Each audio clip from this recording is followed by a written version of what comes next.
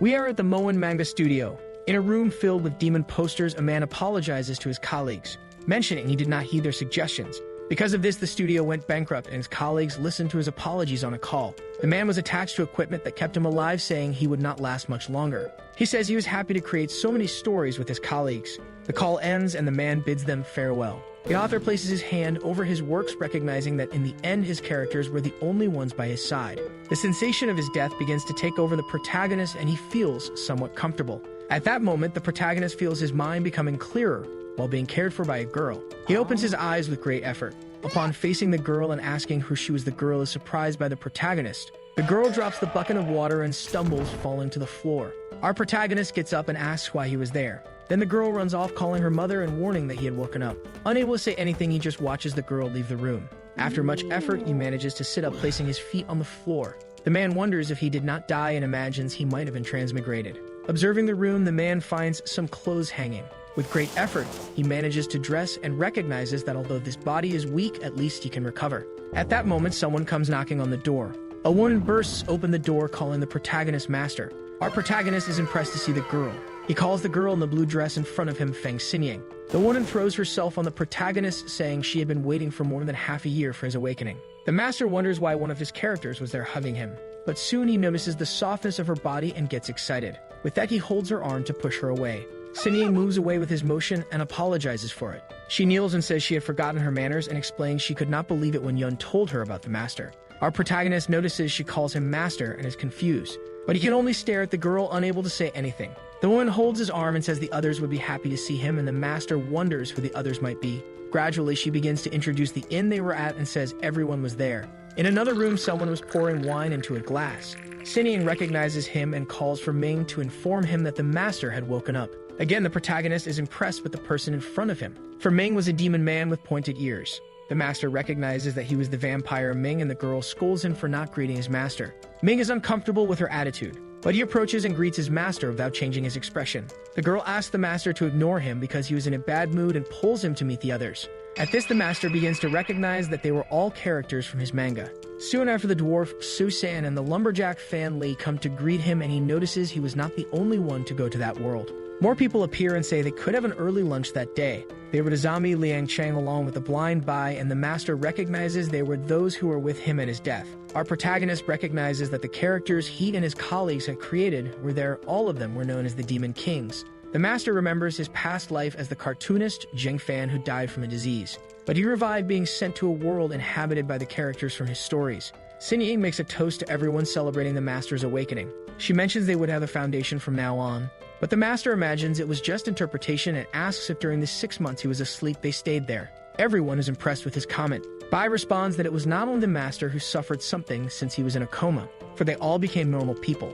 Zheng wonders if it would be a problem for the Demon Kings to become normal people and live in an inn near the city, besides wondering why they insist on calling him master. But he understands he cannot lead them to glory and asks where Mo Wan was. Xinying gets worried and asks for a moment as she rises from the table. He watches Xinying leave and remembers that both she and Bai were creations of his friends and he just helped. However, Mo Wan was a complete creation of his and imagines he can relax a bit if he sees him. But the demon woman returns with a box and a serious expression, mentioning that Mo Wan was there in that box.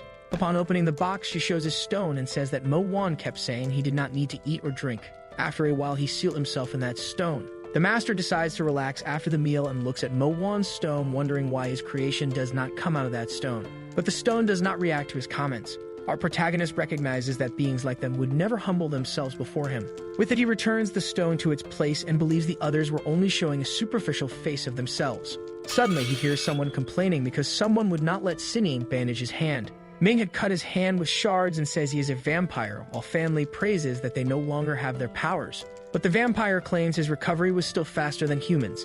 Fan Li just accepts and says he will take the alcohol to the people, leaving Ming to take care of the broken container alone. Someone approaches him and asks if he was busy. Ming turns and sees the master staring at him at the door, asking if he would like to talk. Zheng asks if he would not sit at the table, and Ming says is disgusting.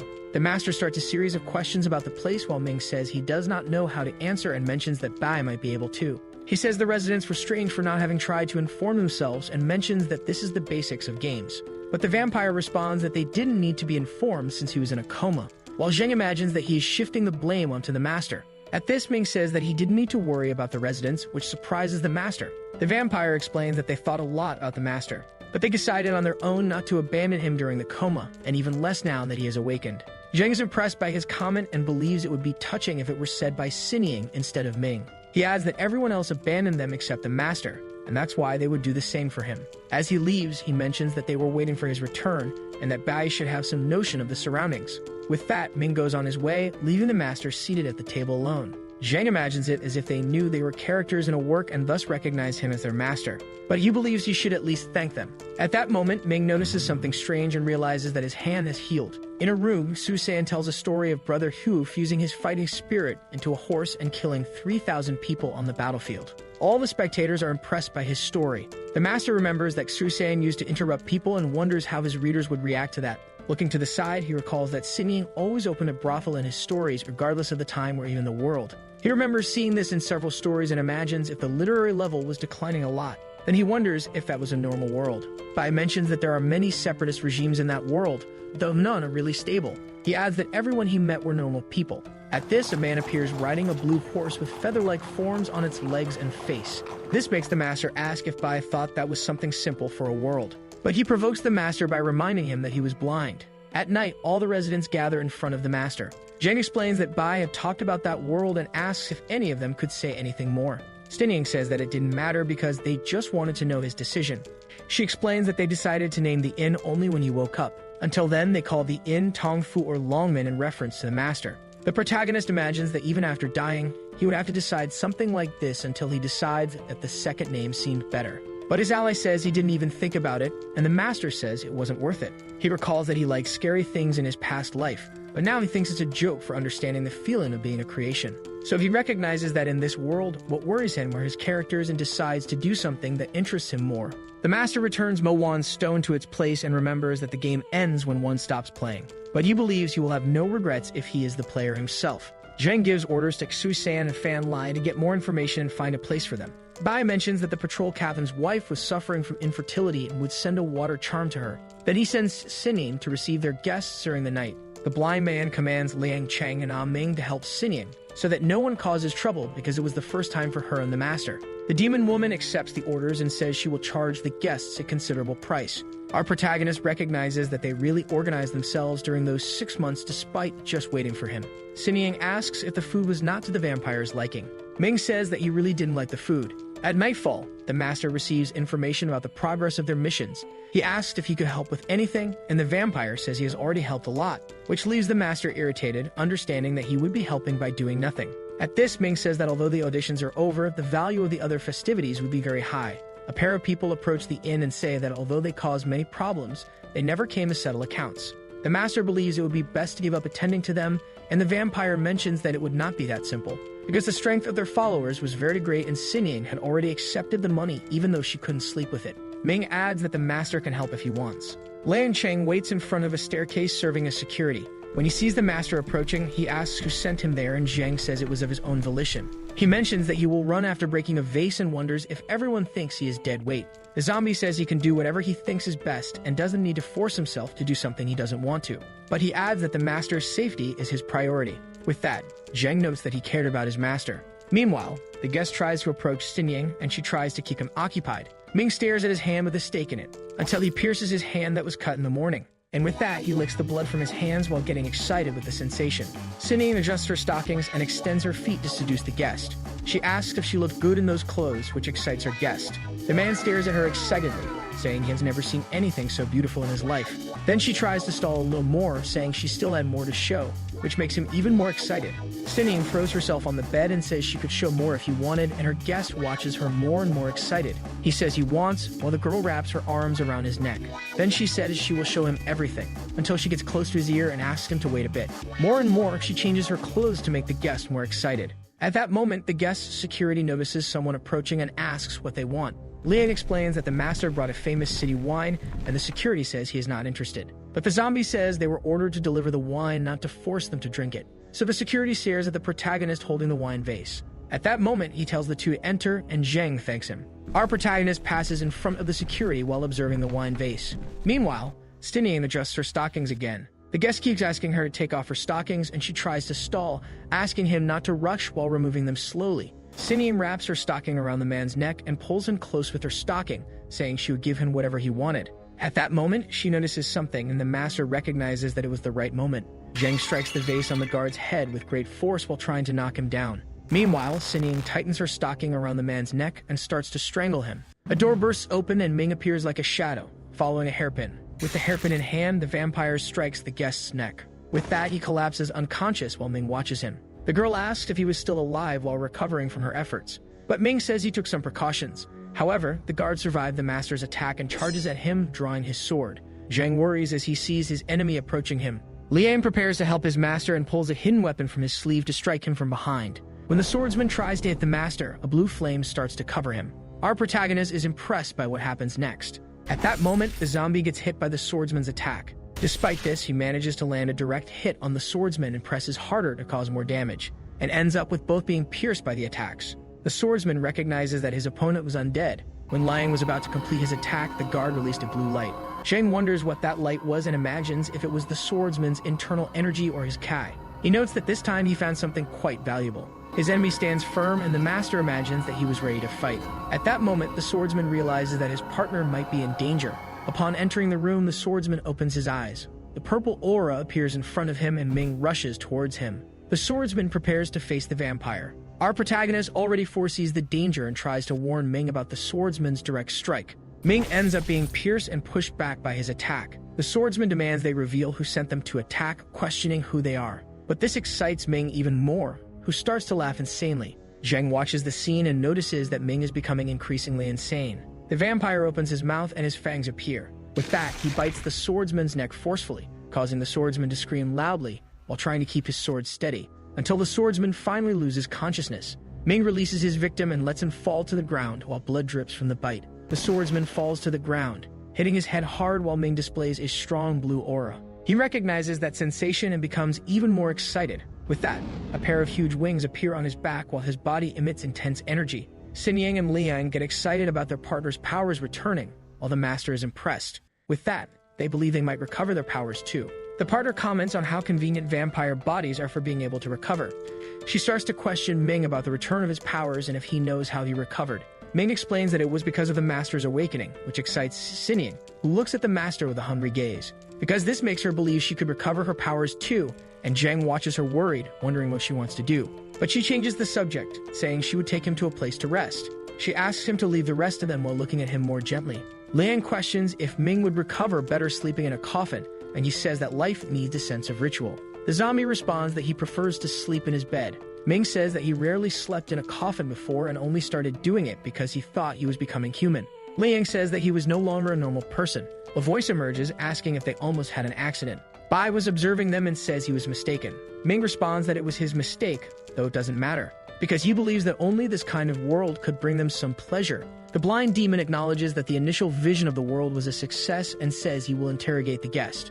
But Ming says to let Zhang interrogate him, which impresses his partners with his request. Bai believes that the master wouldn't do that and that when the master needs to, he will ask him for help. The vampire reminds that procedures must be followed, and Bai questions if that was the reason Ming recovered his powers. His blind partner says that despite agreeing to act discreetly, he secretly worked on this while leaving the room. Liang starts to question and provoke Ming while they both agree that they cannot abandon the master. Ming believes that his distinguishing feature is having told the master that he wouldn't abandon him, and perhaps his recovery has to do with the master. Since they arrived in that world, they accepted him as the master, and his awakening started a relationship that depends on his trust. With that, Liang and Ming continue discussing the master until Ming asks to close the coffin, and Liang leaves. Zhang is in the bath, remembering that he didn't feel guilty about the guard's death, and Bai asks him to interrogate his guest. But the master prefers that he does it and then just tells him the results. The blind man accepts the request, and Susan says he could break a few of his teeth if the master wants. Our protagonist imagines that regardless of their actions, that was what he considered right.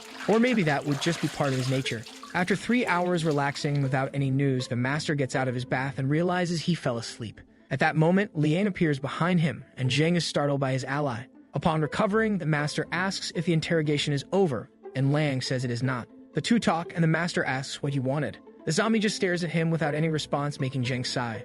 Our protagonist asks him to tell him anything that worries him because even if he can't do anything, he could at least be a listener if needed, and Liang puts his hand on the master's shoulder. The The zombie asks the master not to take the lead next time. Despite not understanding why he was talking about it, the master decides to accept his request and says he trusts all of them. Zheng says he will check the interrogation and that he could do what he wants, then he leaves the room, leaving Liang there. After standing still for a while, Liang starts to feel his legs giving way, until he falls to the ground, sitting and feeling embarrassed for what he did.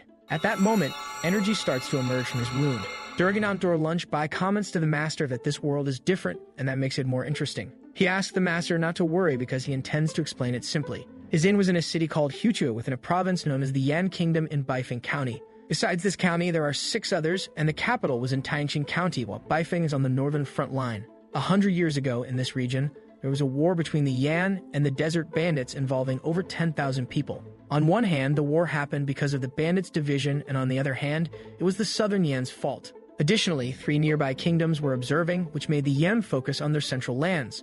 Thus, the world was dominated by 4 kingdoms with a few exceptions of some small countries. The master listens to the story and notes that this is important information, and the blind man says there is one more interesting thing. Bai says that this world has 9 levels of power, with one being the highest, and explains that the guard from that night doesn't even make it onto this list. Our protagonist imagines that this seemed poorly written, but recognizes that he got excited after witnessing that. They discuss recovering their position, and Zheng understands that for this, they need to take someone out of power. Zheng gets excited and asks his blind ally to explain his plan in detail. The first phase of the plan would be to deliver their forces to the center of 𝘾𝙪𝙡𝙪𝙧 city. After explaining the second part, Bai asks the master to review his plan. Our protagonist praises Bai and his plan, which makes him acknowledge the intelligence of his master. This makes Zheng feel discouraged with so much praise. He asks to be called if he can help with anything, and Bai explains that the subordinates only need his trust. This makes the master even more disheartened. With that, the two begin to discuss how much he trusts his allies, until Bai uses his powers to pick up the leaf from the master's cup.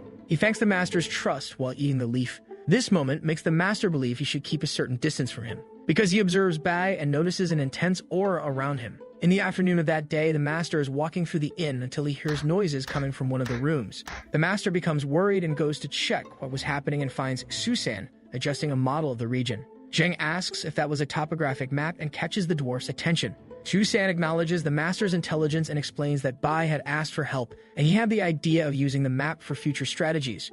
Our protagonist approaches and hands the hammer to him to continue his work. With that, the master touches his shoulder and asks him to continue his work while he goes to check other places. When the master leaves the room, the dwarf hits his head on the map and ends up having a coughing fit. Because of this, Xusan slips and loses his balance. But as he is about to hit his back on the floor, he manages to avoid it by lifting himself with his finger, completely excited. The master recognizes that his allies have become strange after the previous night and imagines he needs to know how to deal with them. With that, he approaches a room until he hears a loud, hysterical laugh from Xusan that worries him. Because of this, the master trips over the entrance and loses his balance, falling face first into Xinniang's breasts, making her ask if the master is okay. The protagonist gets up abruptly, completely blushing, staring at her breasts, and she says she was there to deliver his clothes. She completes by saying that she spent 6 months making various clothes for him, and Xinniang notes that they still fit him. The master says he lost his parents as a child, so he hadn't had anyone make clothes for him for years. Xinniang takes the master's hand and places it on her chest, saying that she can act as his mother if that pleases him. She says he can do whatever he wants with this mother because she's great at acting. With that, he recognizes that compared to all of his allies, he is by far the purest. At that moment, Bai enters the room, interrupting their conversation, which irritates Xinniang, who yells at him for not knocking before entering. She thinks about the great atmosphere they had, and that it was ruined by the blind man. Trying to provoke her, Bai knocks on the open door while saying something was happening at the inn's entrance. An army commander says he is going to war, and the empire demands that the Zheng family help transport supplies. The commander already shows little patience, telling them not to even think of excuses because his sword doesn't recognize people. Xinniang explains that Lai had fooled with the merchants, and that Ming was sick and asks what could happen if he infected the tents with tuberculosis. With that, the commander stands up and says to ignore them while Liang and Xusan are to be recruited. He demands that the two report to the tents outside the city the next day while he leaves being greeted by Xinniang. Our protagonist recognizes that this indeed would be a problem, and Bai appears, saying they have 2 choices. One of them would be to gather their things and leave 𝘾𝙪𝙡𝙪𝙧 during the night, and the master asks what the other would be. The master's allies look at him seriously, considering these options. Zheng recognizes that the inn had been part of their work for almost a year, and the city is important for their plans. But he knows it wouldn't be wise to raise a flag and rebel against the empire, which makes Bai acknowledge his thinking. With that, Bai asks for Xusan's help because he could be a good support. Xinniang asks why she can't go too to help them, and Bai questions if she would prostitute herself to the soldiers. which irritates her, while the blind man explains that they are the master's subordinates and must remove his obstacles. Shusan says that the master can count on them despite understanding that Zhang doesn't want them to see him as incapable, because he would place himself in a higher position and understand more than they do. At dawn the next day in the arming tents, our protagonist says he was just asked to march with the army and thinks about having been reincarnated and going to war. Liang says there is a problem, and the master asks what he noticed. The zombie mentions that there were no soldiers protecting them and recalls that the orders were for them to transport supplies. He says everything about the soldiers' actions was unknown even though they were about to go to the battlefield. Zhang becomes worried, and with that, the dwarf appears in his tent, saying he discovered a problem. Seeing the emergency rations wagon, he discovered it was full of stones. Several days pass since they arrive at the camps, and the demons anticipate that something will happen that night. Ling asks about the tent's location, and the master imagines they should keep an eye on the water supply. Besides that, he believes that if they camp in a canyon, they could protect themselves better by reducing the protection areas. The zombie praises the master, and this makes him think that he is not a good example because he only knows how to praise any decision he makes. But he knows there must be more things he would have to say. Liang says they have a little over 200 cavalry members, most of whom are forced recruits. He explains that if the enemies made a stealth attack, the soldiers would have no confidence and the camp would be destroyed. The explanation continues, warning that the cavalry seem more focused on the tents, and the master understands that they were bait.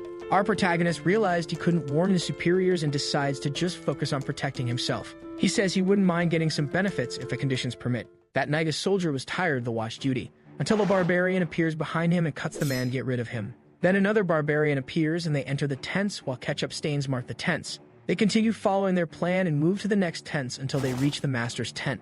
Liang grabs the barbarian's neck and gets rid of his aggressor. His shout draws the attention of the other nearby barbarians, and Susan catches them off guard, taking them out as well. With that, Liang gets rid of his attacker's body while the master observes his allies and orders them to cut off their heads. At that moment, an energy charge arrow flies over the camp, and an army of barbarians appears, riding in for the attack while they remember that Bai explained who they were. Zhang explains that these barbarians have been rivals of the Yan kingdom for hundreds of years and were not the type to yield. As they arrive at the camp, the barbarians begin a massacre while the master's group hides to protect themselves. He recognizes that they were just bait and that the army should soon arrive to help. Susan asks why they don't take advantage of the chaos to escape, and the master remembers that killing the barbarians could earn them merits. With that, the dwarf acknowledges that his master can be quite sinister. One of the barbarians finds the master's group hiding and charges at them, making Liang prepare to fight. The dwarf positions himself in front of the master along with the zombie, which provokes the barbarian. In a few seconds, he is defeated by Susan in a quick move while the horse keeps running towards the zombie.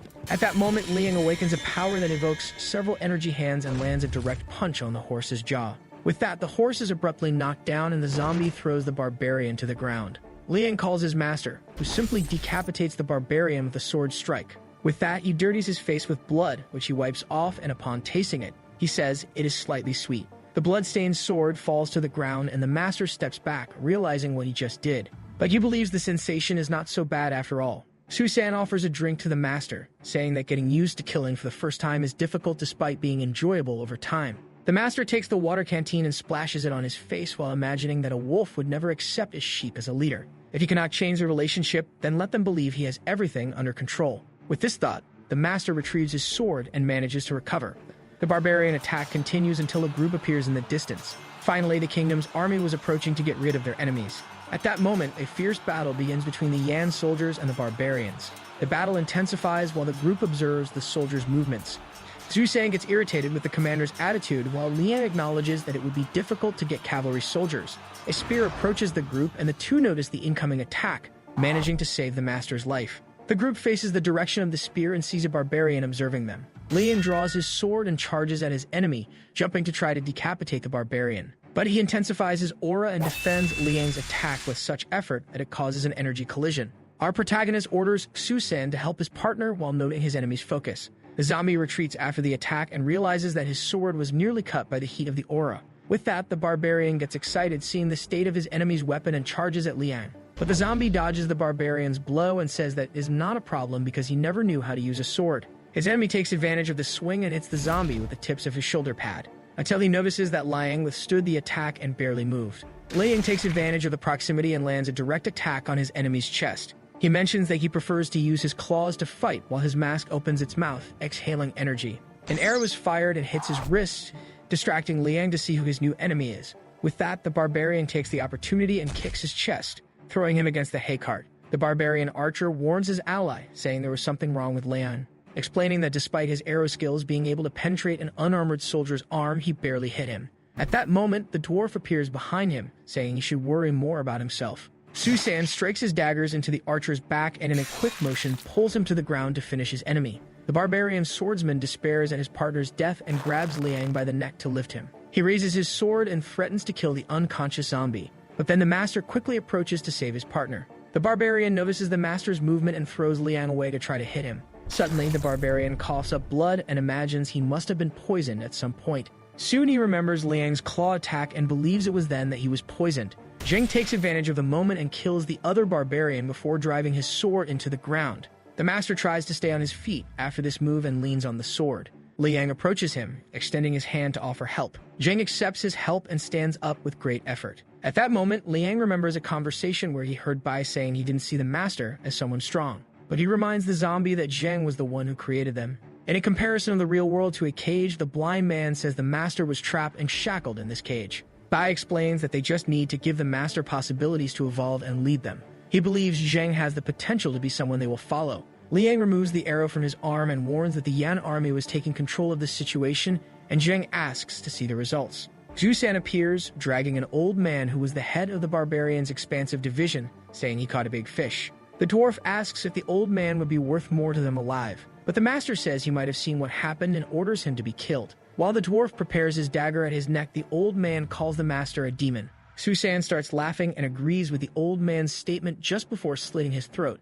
After the battle, the place was full of bodies on both sides while the surviving cavalry members search the area until they find someone in their path, and the commander points his sword at this person. It turns out he had found the master's group who were holding the head of the barbarian chief. The commander stares at the head in Zheng's hands and recognizes who that man was. He knew the Central Army was after that man and acknowledges their luck for getting such a great merit. But he does not intend to give them this victory and charges at the trio. 𝘾𝙪𝙡 notices that their goal was to steal the trio's merits, and the master prepares for combat. With a smile on his face, the commander proceeds until a blade-shaped beam of light crosses the battlefield. This beam of light hits the commander fully and cuts him in half. The attack was launched by the 7th Elder Escort on the orders of the Marquis of Zhenbei Li Quan. At that moment, the young Marquis points to the trio and orders them to clean themselves and come to her tent. In the tents, they wonder if they would have something to resolve with the general while mocking her for being a woman posing as a man. 𝘾𝙪𝙡 mentions that a woman's status is not so low, and this could be useful to them as she would be a good partner for the master. But Liang says she is not good enough for him, which makes the dwarf complain about his partner's comment.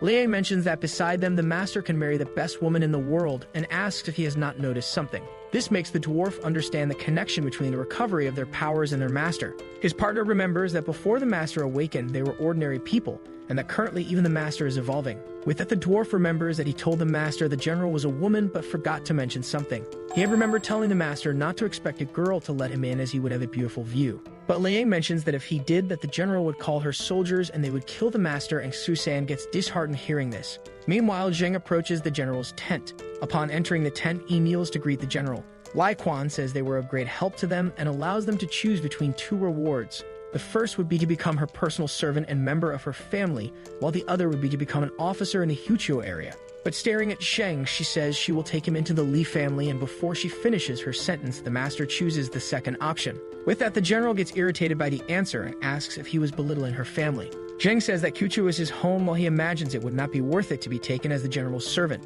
For a moment, he remembers Ming's attitude while wondering if any of them would be vegetarians. Meanwhile, the vampire was finishing his mission getting rid of the enemies. He hears that after the hyena gang is done, they would go after the Trinity Union and questions why they were starting the plan without the master. Bai explains that the master should return at any moment, and they were just taking precautions by taking the initiative. Ming removes the weapons embedded in his body and asks about the other gang, saying he does not remember them on the list. His blind partner mentions that he had left that to Sinying to handle, and at that moment they begin to hear screams from the inn. The leader of the cart gang was trapped in several wires that begin to strangle him and hang him in the air. He tries to fight the trap and asks what she had done to them while Sinying watches the scene of her target. She begins to savor the water from the teapot while observing them and wonders if the master has already finished his fight. Meanwhile, the master's partners say they can reach 𝘾𝙪𝙡 in a day and that he does not need to worry about the inn. The group is in the middle of the desert making an outdoor fire. 𝘾𝙪𝙡 says he is worried about his friend Lai and wonders if he managed to eat enough. Ignoring the story's direction, Zheng asks them to rest after eating, until they hear the sound of footsteps and the 2 demons notice someone approaching. The group stands up ready for combat while a woman appears asking for shelter and to share the place with them. This woman was a barbarian followed by 2 men and 2 children. The barbarians make a fire keeping separate from them until their leader stands up with a water canteen in her hands. Zheng tries to refuse the drink, saying that the wind was cold and his throat was sore. He does not trust the barbarians after what happened and imagines she should drink first to prove it was not poison. The woman sits down again and introduces herself as the chief of the barbarians' royal hall 𝘾𝙪𝙡𝙪𝙧𝙧 while drinking from the canteen. Then she says the children were grandchildren of the 𝘾𝙪𝙧𝙪𝙧 tribe leader and she traveled all this way from the royal hall to rescue them. Zheng prepares his sword and notes that she is an enemy as the 𝘾𝙪𝙧𝙪𝙧 tribe barbarians were lured into the trap by the Li family. 𝘾𝙪𝙧𝙪𝙧 stands up and hands the canteen to her partner and asks if they were members of the Li family because of the horses. At that, she acknowledges the Marquis's power, believing they were trying to intercept them. But Zheng mentions that there was a misunderstanding in this whole story until the canteen starts to emanate energy when thrown.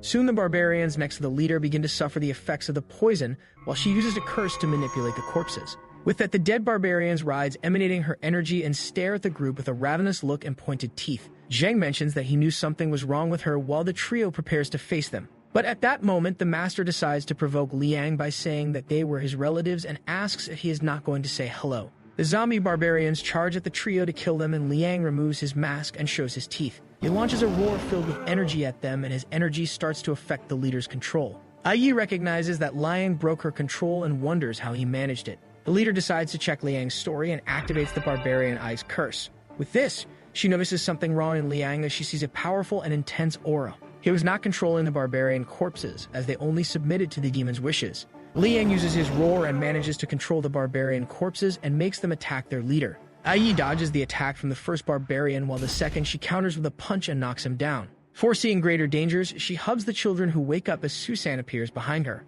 When he intends to strike his daggers against the leader, she uses her ability again. In a quick move, she expels the dwarf away from them while raising her cloak to protect them.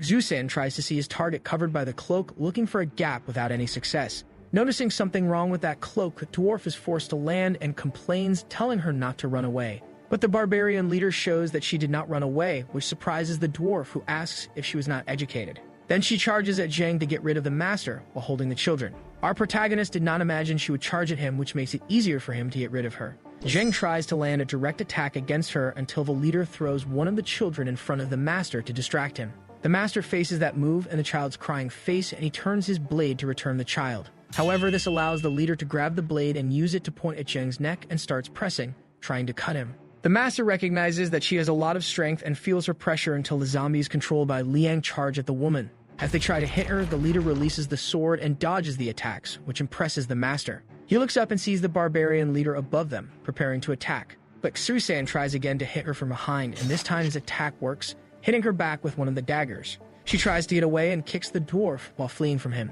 𝘾𝑪an chases her, saying she would not be able to escape. But Liang tells him not to chase her, which impresses him. The zombie reveals that controlling her corpses left him at his limit and he had no more strength to fight while the corpses dissolve. He adds, asking if he chases her, who will protect the master. 𝘾𝑪an returns to the master's side and starts praising him for being able to predict the barbarian's actions. At that moment, the master questions if the dagger was poisoned, and the dwarf just smiles, calling the master mean. In the middle of the desert, far from the trio, the barbarian still had the dagger in her back and starts feeling unwell from the exhaustion and poison. She says that even though she was poisoned, she still needs to complete the royal family's mission. Someone appears to find the barbarian 𝘾𝙪𝙧𝙪𝙧 and asks what she was doing there. A group of men followed by Fan Li asks where the young master was. 𝘾𝙪𝙧𝙪𝙧 shouts at the men, ordering them to bring the troops immediately as the Marquis's men were nearby. The men run off while Fan Li continues to stare at her. He looks at the dagger in her back and recognizes the weapon. The barbarian gets irritated and asks what he is looking at. Then he pulls out his axe and says he is looking at her. Later, at the master's camp, Fan Li joined the group and mentions recognizing 𝘾𝑪an's dagger. He explains that the dwarf had been sharpening that dagger for half a year, and the master asks if Fan Li killed the barbarian while he confirms. Our protagonist starts thinking about the luck he had that the caravan he was following had a spy and that he would meet the barbarian on the way. Zheng acknowledges that he could not kill the children and would only ask for forgiveness if any generation of demons came for revenge. The giant hands some leaves to 𝘾𝑪an and says that they make him very energetic since he himself had been eating them for days. 𝘾𝑪an realizes that simple people have a simple lifestyle. At the inn, an envoy from Baifeng County named 𝑘𝑠u was waiting to be received. He asks if they believe that the Marquis and the young lady could have survived. One of the staff mentions that they had sent Zheng, who was recommended by the young lady. But the envoy says that Zheng was a commoner and asks if he would dare join the rebellion when the Marquis was in danger. Su Wenshu mentions that if he has the ability to mobilize the troops, then he will recognize his abilities. Upon returning to the inn, the master is startled, because the place was completely empty and he wonders where everyone was. An old man comes running out of the inn and asks if the owner has returned. Zheng asks what happened and the old man asks him to calm down, explaining that Xinying and Bai bought another house. Their explanation was that after getting more money, they want to move to have a bigger garden. They mentioned that an official's salary doubles according to his rank and they should start by showing sincerity. In their new residence, the group comments about getting rid of the hyena gang that was involved in human trafficking. Ming asks why they ended up with the money that the Three Gods Association gave them. Bai says that since the master does not care about religion, they do not need to either, and Xinying remembers that his story was cancelled. Xinying says that with business going well, it will not worry about money, and asks if it would not be easy to make money with soap. Then Bai stares at Xinying while she drinks sake until someone shouts, announcing that the master has arrived, which excites her. Our protagonist goes to relax in the bath while being attended to by three beautiful girls. Meanwhile, the demons gather at the table to eat. Xinying mentions that she prepared his bath and the others start discussing the provocations he made with the girls. The blind demon mentions that the master can always try the fruits of his team and that they can give him a chance to choose. But Ming immediately tells him not to extend these ideas too much because if the master gets sad, he will make Bai regret it. At this moment, Zheng arrives and says that since they have already eaten, they could go back to work. Su San starts telling about his adventures and talks about the master foiling the barbarian's plan, which impresses Xinying. While the dwarf continues his story, the master is reading a book and gets disheartened seeing how much they were flattering him. Bai says that his subordinates wanted to form a bandit group and did not expect the master to gain recognition. Zheng remembers that the blind demon had the power of spiritual detection, which allowed him to perceive that he was almost asleep. He mentions that he will leave the development of the establishment with Bai and the focus will still be the city of Huchuo. Liang says they cannot waste the 300 horses delivered to the city. Bai mentions that this is the most important thing to think about because even though the army is in the name of the Yan Empire, they are loyal to the master. He mentions that Sanner and Ali should be annexed and leaves this mission to Xusan and Fan Li. Xinying receives the mission to train the new girls and select the best for special training. Liang receives the mission to train with the master while they wait to go to Yemen and says that he should let the master give him tips. Bai says that he has already given the orders and asks the master to correct what he deems necessary, and he just says that Bai has already said everything he wanted. Then Ming asks what he should do now. The blind demon says that the vampire's mission is the most important and provokes him by saying he had not seen him, so he forgot. He explains that to feed the 300 horses it will require money, and Ming asks what he should do. Bai says that he should get some soap, and Ming is speechless hearing that while staring at the blind demon. After 3 days of training, the master acknowledges that his physical strength was increasing. He asks his zombie partner if he wants to take a bath together, and Liang mentions that he does not like hot water. With that, the master says he will talk to Xinying then. Ming and Xinying, who were approaching, talk about the idea of making money by making soap and perfumes. She mentions that with this, they could either make a lot of money quickly or never make any, until she turns to the training partners and notices that the master was no longer there. Xinying runs off complaining to Ming, saying that she forgot to give the master a massage because of him. As she runs off calling for the master, Ming just watches her incredulously. The two demons stare at each other and Ming asks if his zombie partner's aura has increased, but he responds that it has not, saying that perhaps the problem is themselves. Ming imagines that relying on their own hard work would not be enough, and believes that they need to seek other means to recover their powers while staring at a soap they made. After staring at it for a while, Ming mentions that he had made that soap and Liang could use it. When Liang bends down to pick up the soap, Bai finds them and imagines that they have become very close. The two turn to him and ask what he wants, and Bai mentions that they will have a meeting at the pavilion at night. With the notice given, the blind demon continues on his way, saying that they can continue what they were doing, still mentioning that fortunately he is blind so he saw nothing. Meanwhile, Xinying is massaging the master while complaining about the treatment Liang gave the master during training. She asks if there would be a better way to train, and Zheng mentions that he has no problem training the muscles. His partner questions if it would be a good idea to ask Ming to bite him and turn him into a vampire, which makes him curious about the idea. At the start of the meeting, they mention that the topic is cultivation and ask Liang to comment on the master's cultivation in the past few days. He starts the explanation saying that although the master does not possess combat skills, he has a lot of strength, even considering that it has been less than a month since his awakening, which could hinder his recovery.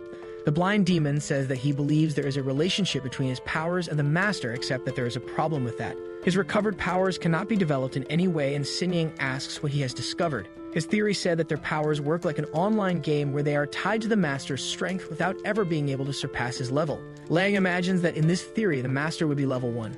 Ming understands that the master's strength depends on himself, while the demons have their powers limited by the master. Bai confirms the explanations of the two partners. but Fan Li wonders if he had cut the master would the limitation have been removed. His comment makes all the demons curious and worried.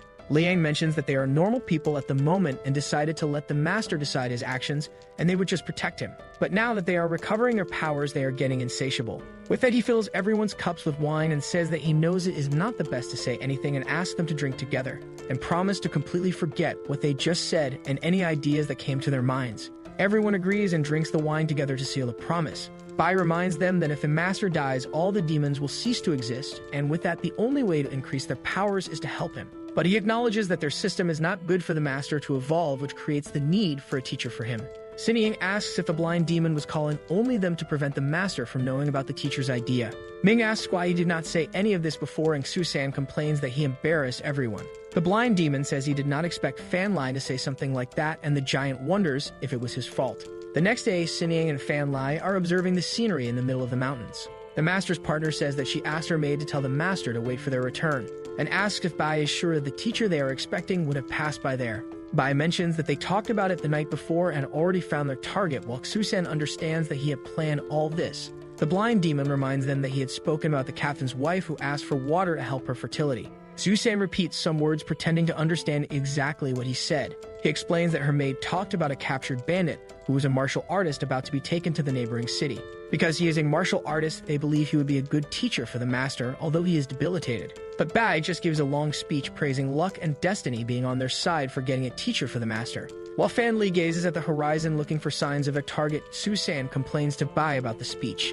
At this moment, a horse appears beside them and the master meets his allies. Zheng admits he heard Bai's shout and asks if they need to be so anxious. The master imagines that people look to talk to acquaintances to find teachers, while they just rob armed people. Susan thinks of saying something until he is interrupted by the blind demon.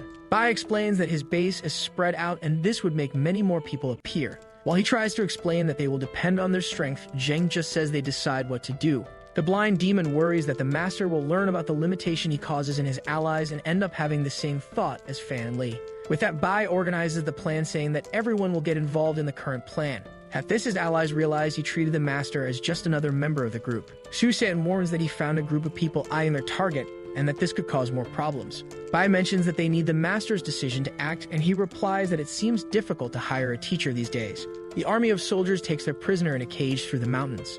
At this, he mentions that the mantis hunts while a sparrow is behind him and questions if it is better to be the sparrow. During the night, the soldiers' caravan suffers an enemy attack. Captain Wang Lai says they are soldiers of the Fang Liu, and he knows their closeness with the barbarians, and the bandit tells him to release his soldiers. Wang Li ignores the bandit's advice, who reminds him that his daughter-in-law is pregnant and he should not die for nothing. As the battle intensifies, the bandit tries to save the captain's life. Ding Ru was imprisoned and wonders why the captain is worried as he could survive. He feels something strange and a loud noise starts to sound, affecting all the enemies.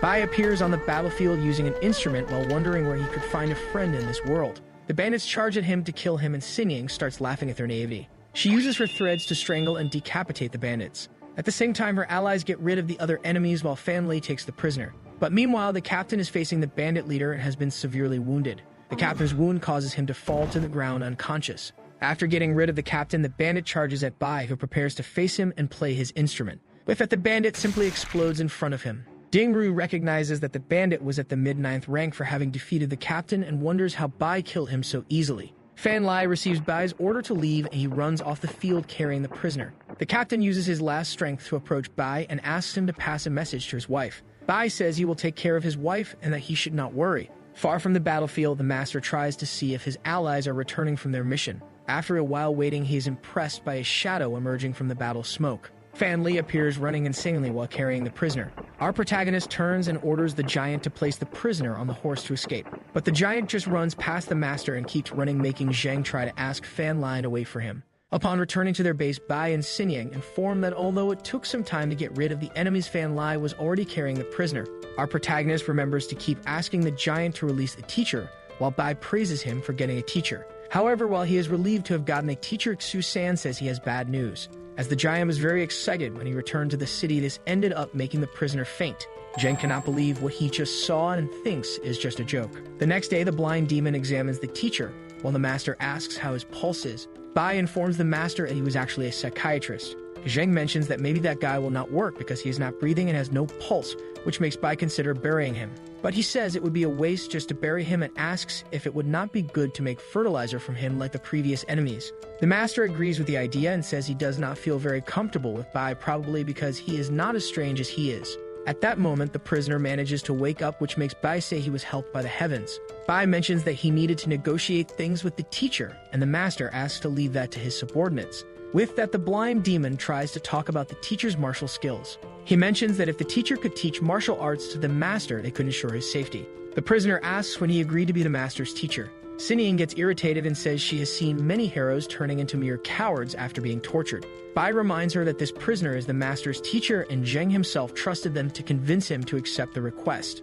He mentions that 2 days ago, Captain Wanli's wife gave him money for a divination. With that, he says they could go kill his whole family, which leaves 𝘾𝙪𝙡𝙪𝙧𝙚 worried. But Bai simply says it was just personal business and asks what he has to say. The professor accepts the request while remembering that the captain's daughter-in-law was pregnant and he died trying to save him. Bai tells the master's partner that killing a family would be too severe a punishment and that the master would not agree with it. He adds that 𝘾𝙪𝙡𝙪𝙧𝙚 would stay there. If he successfully completes his task, they would compensate him, giving him the possibility to recover his cultivation from before he was injured, and the professor believes it to be a lie. The blind demon says they tend to be very generous with their allies. Bai promises that the day the master starts cultivation, he will recover and could take revenge on the Fengli family. He also mentions that he can establish a good relationship with the master, and with that, the demons could help him in his revenge. As they move away from the professor, Bai tells 𝘾𝙪𝙡𝙪𝙧𝙚 that they should try to convince people with kindness and not with torture. She replies that he has said that before.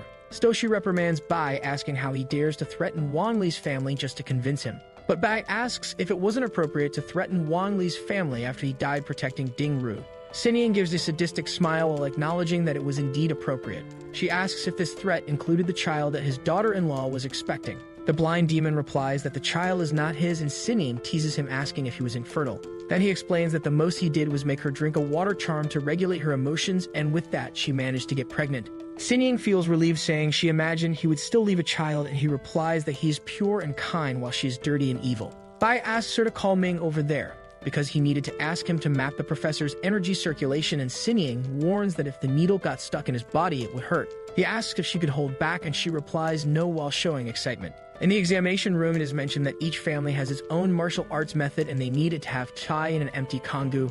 𝘾𝙪𝙡𝙪𝙧𝙚 disperses kongu over Ming's body, and then she begins to mark lines with her needle. Bai explains that after getting kai in the kongu, it would divide into 5 directions. The directions would be the limbs and the head, and Ming anticipates that if 𝘾𝙪𝙡𝙪𝙧𝙚 is not careful, he will die. 𝘾𝙪𝙡𝙪𝙧𝙚 worries about Ming asking if they could just make a drawing, and Bai says it would not be a good enough reference. Bai explains how the process works by instructing to concentrate the body's kai to accelerate. After a few cycles, the body's functions will accelerate and make the kongu shine. The professor explains that if it shines, he will have the power of a small army leader, and that it took him 10 years to reach the 9th rank. With that, Bai orders him to follow the map route in his body, while Ming remembers that he's a vampire and doesn't know what he was talking about. Bai explains that even without understanding, Ming still knows how to control the blood, and he just needs to accelerate circulation to create K. Ming admits that he couldn't disagree with him and accepts the idea. 𝘾𝙪𝙡𝙪𝙧𝙚 tries to warn that he cannot rush and must go slowly because the risks are high. But Ming ignores his warning and starts to charge his energy. The professor is impressed with Ming's power because he was at the mid-9th rank of Kai. 𝘾𝙪𝙡𝙪𝙧𝙚 is next in line and evokes a pink energy, which she ends up liking despite Ming teasing her by calling her a young girl. She complains to him, saying she is much better than his red. Bai asks Ming not to dress yet because he wanted to test something, and the vampire asks what difference it makes if he wouldn't be able to see him. He replies that life needs a sense of ceremony.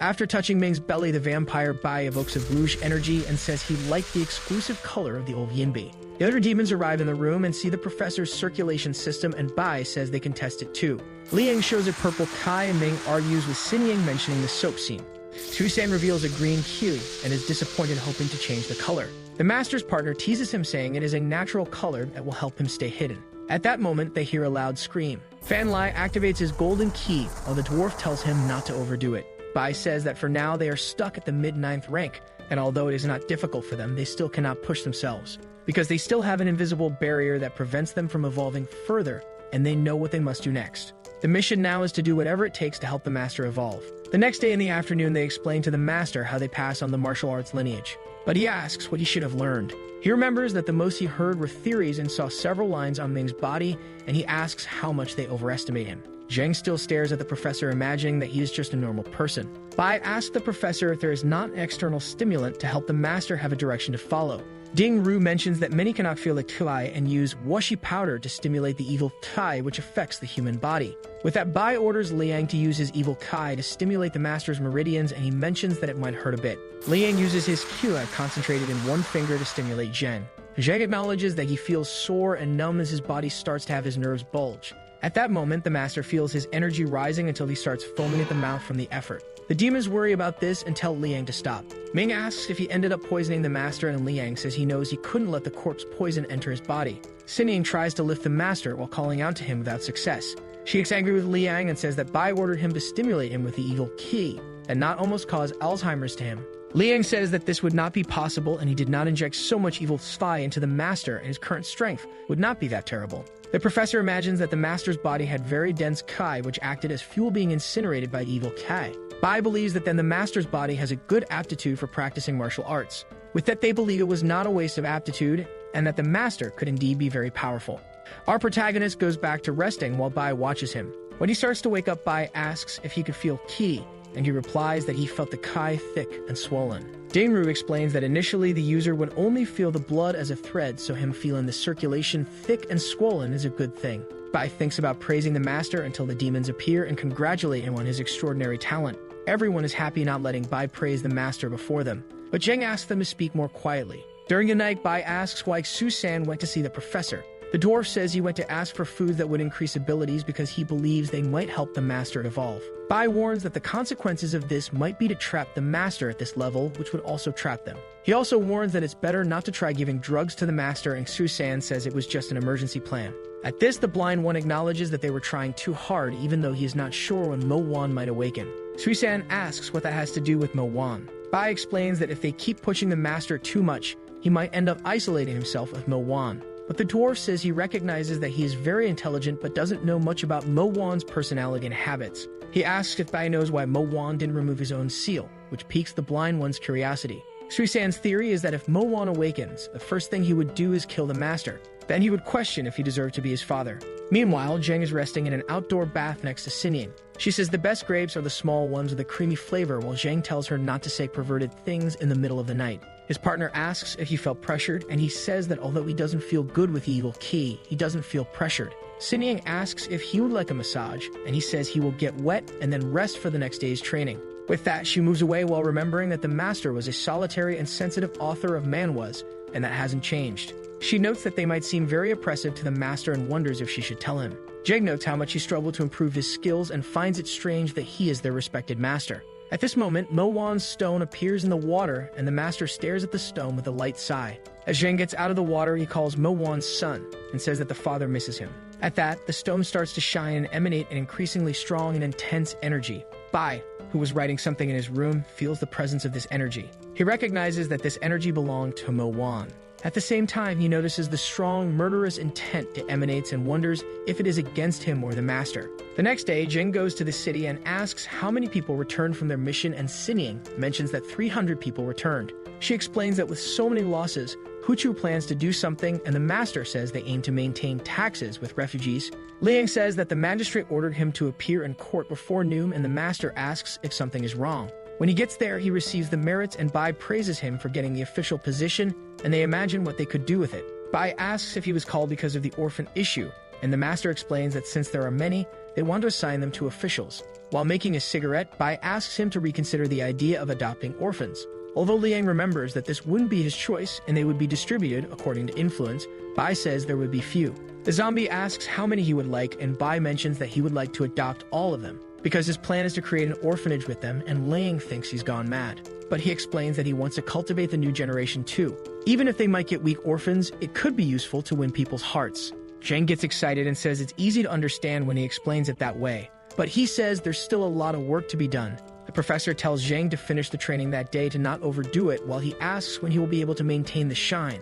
𝘾𝙪𝙡𝙪𝙧𝙚 warns that there's no need to rush because he should reach half of the 9th grade in 3 days and maybe reach the grade in 2 months. Zheng asks his professor to rest early because he plans to return to training the next day. While dressing, the master leaves as the professor acknowledges that his talent, even below the demons, is excellent. He imagines that even though he was called to teach them, they seem to be nurturing him and wonders which sect they came from. In Master Bai's room, he explains the demons' missions with the products and hiring more people and mentions the results. The master asks if only 3 of them were strong enough, and Bai says he asked them not to act without total certainty. Bai explains that by their speed, they should return with information in about a month. Zheng says he doesn't understand, and Bai explains that the master can relax because he believes that in this month, the master will reach the 9th grade. To provoke him, the blind demon says that starting the next day, Sinying will sleep in the master's bed and stay with him all the time. Although the master doesn't think it's a good idea, Bai explains that her mission is to protect him, and if he reaches the 9th grade, it will reduce her burden. After a quick discussion where Bai asks the master to keep Mo Wan by his side,